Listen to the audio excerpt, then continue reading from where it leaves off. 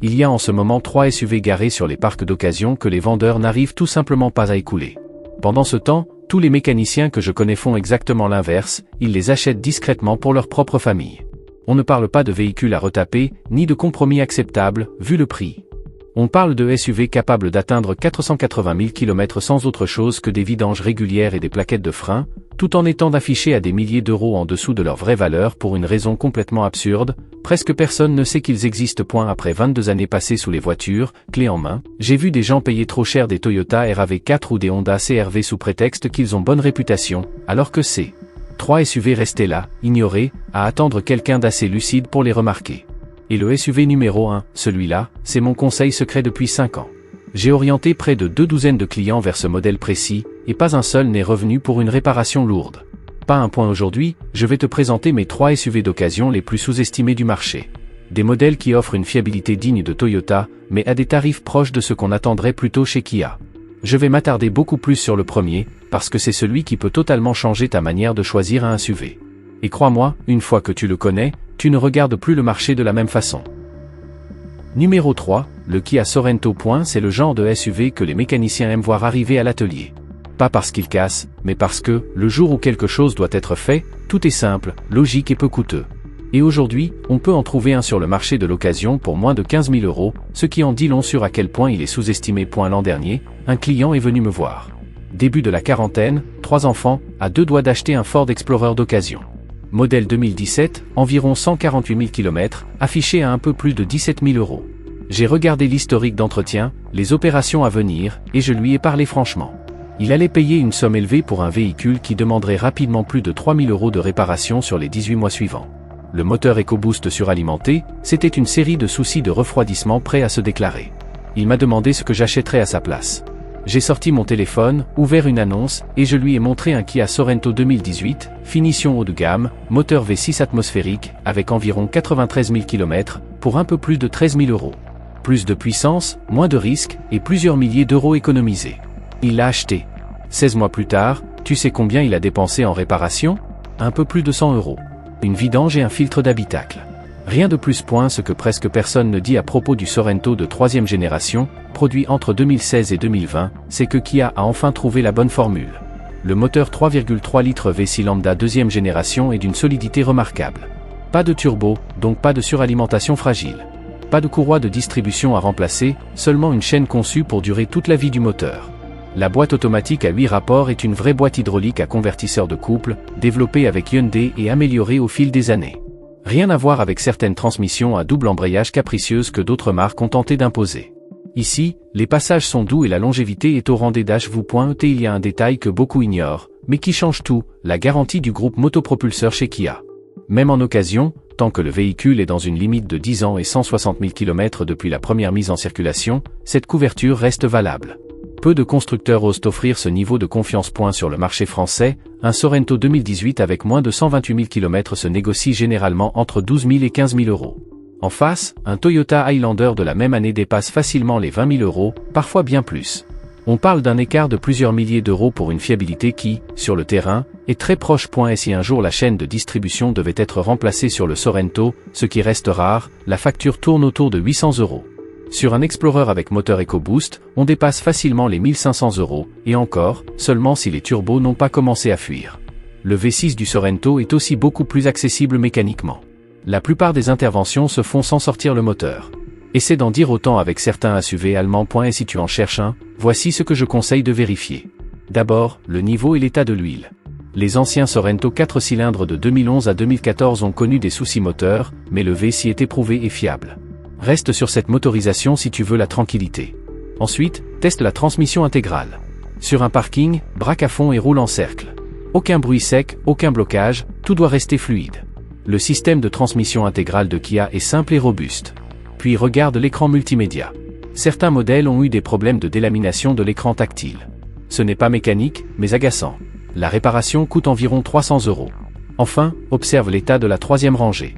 C'est un SUV familial. Si l'arrière est totalement ravagé, ça raconte l'histoire de l'utilisation du véhicule. En résumé, avec le Sorento, tu obtiens un SUV familial à 3 rangées, motorisé par un V6 fiable, avec une garantie qui fait pâlir beaucoup de marques japonaises, pour un prix qui surprend encore. La seule raison pour laquelle il reste abordable, c'est le badge qu'il y a sur le capot et une image qui date d'un autre temps. Et pourtant, si tu penses que ce modèle est ignoré, attends de voir le prochain SUV de cette liste. Celui-là pourrait bien être le crossover fiable le plus invisible du marché, avec une décote totalement disproportionnée par rapport à ce qu'il offre réellement. Numéro 2, le Mazda CX-5. C'est l'un des SUV compacts au coût de réparation les plus bas que je vois passer à l'atelier. Plus bas que le Toyota RAV4, plus bas que le Honda CR-V, et pourtant il se déprécie comme si quelque chose clochait, alors que ce n'est absolument pas le cas. J'observe ce phénomène depuis des années. À chaque fois qu'un CX-5 arrive dans mon garage, j'ai presque une pointe de frustration, parce qu'il n'y a rien à signaler. Vidange, plaquettes de frein, pneus. C'est tout.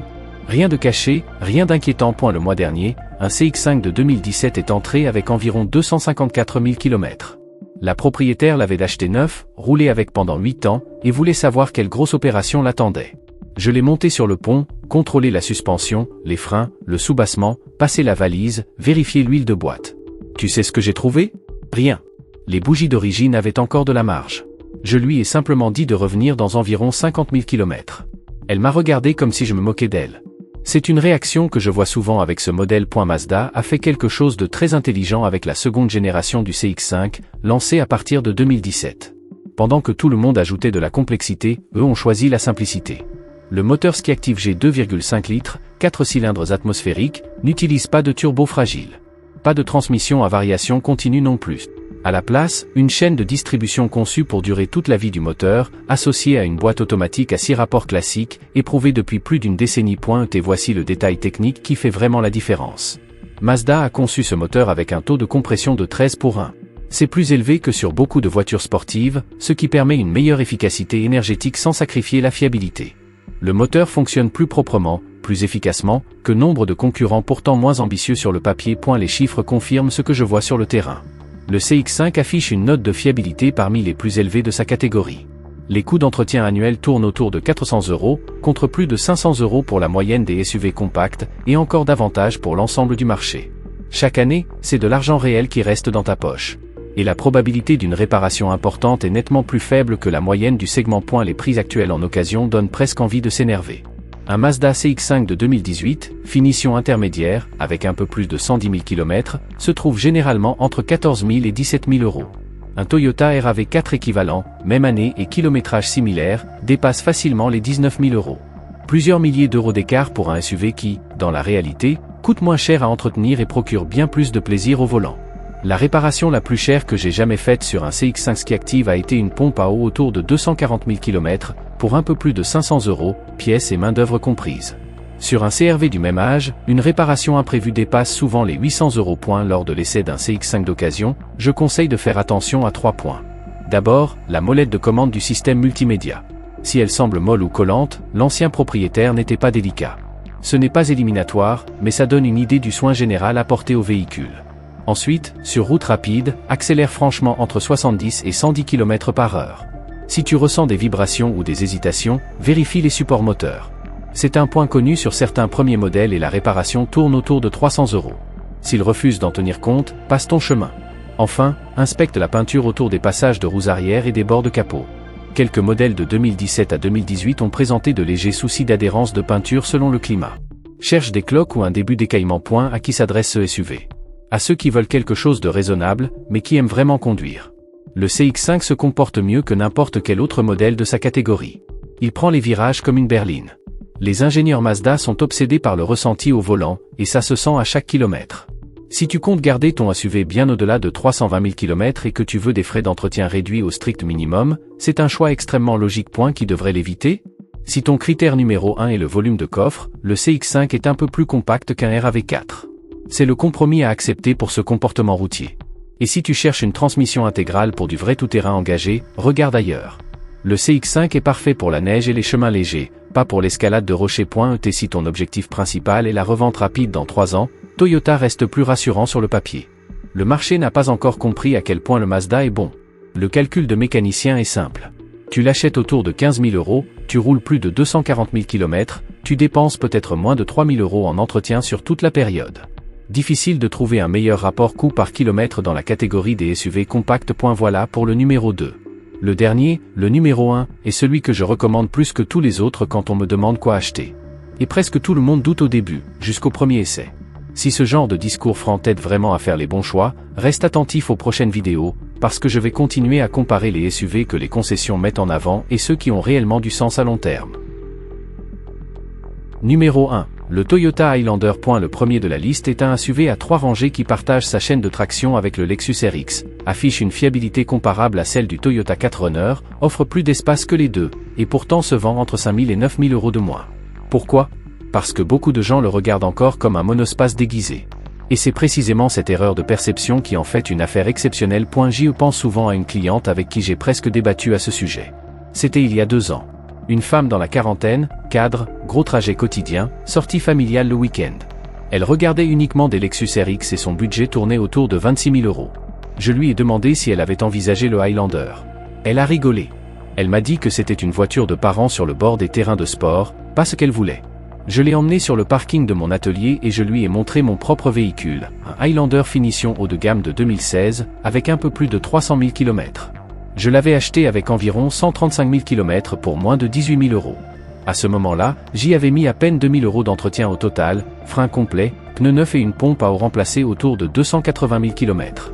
Une semaine plus tard, elle achetait un Highlander de 2017 avec un peu plus de 100 000 km pour environ 20 000 €. Elle m'a écrit récemment. Elle approche désormais les 220 000 km. Zéro souci mécanique. Son message exact disait « Pourquoi personne ne parle de ce SUV, si je suis autant convaincu, c'est à cause du Highlander de 3e génération, produit entre 2014 et 2019. » Sous le capot, on retrouve les moteurs V6 3,5 litres de la famille 2GR, exactement la même base mécanique que sur le Lexus RX 350. Même bloc, même culasse, même philosophie d'ingénierie. Ce moteur est considéré par beaucoup de professionnels comme l'un des 6 cylindres les plus fiables jamais conçus par Toyota. Pas de souci chronique d'injection directe, pas de courroie de distribution à remplacer, uniquement une chaîne prévue pour durer toute la vie du moteur. Pas de turbo non plus, donc pas de suralimentation fragile. Il démarre, il tourne, il continue. Je ne parle pas de cas isolés. J'ai personnellement travaillé sur plusieurs Highlander ayant dépassé 480 000 km, avec leur boîte d'origine. À partir de 2017, Toyota a associé ce moteur à une boîte automatique à 8 rapports, douce, éprouvée et extrêmement robuste. Les modèles précédents utilisent une boîte à 6 rapports, tout aussi fiable, avec une consommation légèrement plus élevée, mais rien de problématique. Regardons les chiffres, parce que c'est là que ça devient absurde. Un Highlander de 2017, finition intermédiaire, avec environ 130 000 km, se trouve généralement entre 18 000 et 22 000 €. Un Lexus RX de la même année, même kilométrage, grimpe facilement entre 25 000 et 30 000 €. Plusieurs milliers d'euros d'écart pour des véhicules mécaniquement très proches. Le Lexus offre un badge plus prestigieux et des matériaux un peu plus raffinés à l'intérieur, mais sous le capot, c'est la même logique, la même fiabilité à toute épreuve. Comparons maintenant avec le 4Runner. Un modèle équivalent de la même période dépasse souvent les 30 000 €, parfois davantage. Et pourtant, l'habitacle est plus petit et la consommation plus élevée. Le 4Runner est exceptionnel en tout terrain, mais pour un usage quotidien et familial, le Highlander est bien plus cohérent. Côté entretien, parlons concret. Plaquettes de frein sur les 4 roues, environ 300 €. Vidange de boîte automatique, moins de 200 €. Pompe à eau, si elle devait être remplacée un jour, autour de 600 €. Ce sont des chiffres réels, issus de mon atelier, pas des estimations de catalogue. Et si tu envisages l'achat d'un Highlander, voici ce que je recommande de vérifier. D'abord, le numéro de série pour s'assurer que les campagnes de rappel concernant certains tableaux de bord sur les modèles les plus anciens ont bien été traités. Toyota a prolongé la prise en charge sur ce point. Ensuite, observe l'usure des pneus avant. Une usure irrégulière indique souvent un parallélisme négligé. Ce n'est pas éliminatoire, mais c'est un bon levier de négociation. Puis teste le système multimédia sur les modèles de cette génération. Sur les gros kilométrages, l'écran peut parfois perdre en réactivité. Si c'est le cas, prévois quelques centaines d'euros pour une remise à niveau. Et surtout, le conseil de professionnel, cherche un véhicule ayant appartenu à un couple dont les enfants sont déjà grands. Ses propriétaires entretiennent scrupuleusement leur voiture, roulent calmement et les garent à l'abri. Un Highlander de ce type avec moins de 100 000 km est quasiment neuf mécaniquement. À qui s'adresse ce SUV ? Aux gros rouleurs sur autoroute. Il est conçu pour avaler les kilomètres à vitesse stabilisée, dans le calme et le confort. À ceux qui veulent la fiabilité Lexus sans payer le prix Lexus. Tu obtiens l'essentiel de l'expérience premium pour une fraction du coût. Aux familles qui ont besoin d'espace. La deuxième rangée est très généreuse et la troisième est réellement utilisable pour des adultes sur de courts trajets. Et à tous ceux qui savent faire abstraction des clichés. Qui devraient l'éviter ? Si tu recherches un comportement sportif, ce n'est pas son terrain de jeu. Il est stable, serein, mais assume pleinement son rôle de véhicule familial. Si tu veux faire du vrai tout-terrain engagé, tourne-toi vers un 4Runner. Et si tu vis dans une ville au parking extrêmement étroit, il faut garder en tête que le Highlander reste un grand SUV, proche des 5 mètres de long. Mon verdict est simple. Pour moins de 22 000 €, c'est l'un des meilleurs SUV que tu puisses acheter. 3 rangées, un V6 éprouvé, la fiabilité Toyota dans ce qu'elle a de plus solide, le tout à un prix qui reste bas uniquement parce que le marché ne l'a pas encore compris. Si je devais acheter aujourd'hui un seul SUV pour les 10 prochaines années avec le coût total le plus bas possible, je reprendrais un Highlander sans hésiter. Voilà donc 3 SUV que le marché a ignorés, mais que les mécaniciens n'ont jamais oubliés. Le Kia Sorento avec son V6 endurant et sa garantie moteur exceptionnelle. Le Mazda CX-5 qui se déprécie injustement mais roule sans faiblir. Et le Toyota Highlander, probablement le secret le mieux gardé du marché de l'occasion. Tu sais désormais quels SUV peuvent coûter moins cher à l'achat et durer plus longtemps que des modèles vendus 2 fois plus cher. Et la prochaine fois qu'un vendeur tentera de te pousser vers un retour de leasing allemand récent, tu auras une autre lecture du marché. Et si tu veux découvrir quels SUV ont réellement acquis un statut légendaire à l'atelier, ceux qui refusent littéralement de mourir, j'ai consacré une vidéo entière à ce sujet avec des chiffres à l'appui. Si ce contenu t'aide à faire de meilleurs choix, laisse un like et abonne-toi. Je continuerai à partager ce que les concessions préfèrent ne pas dire.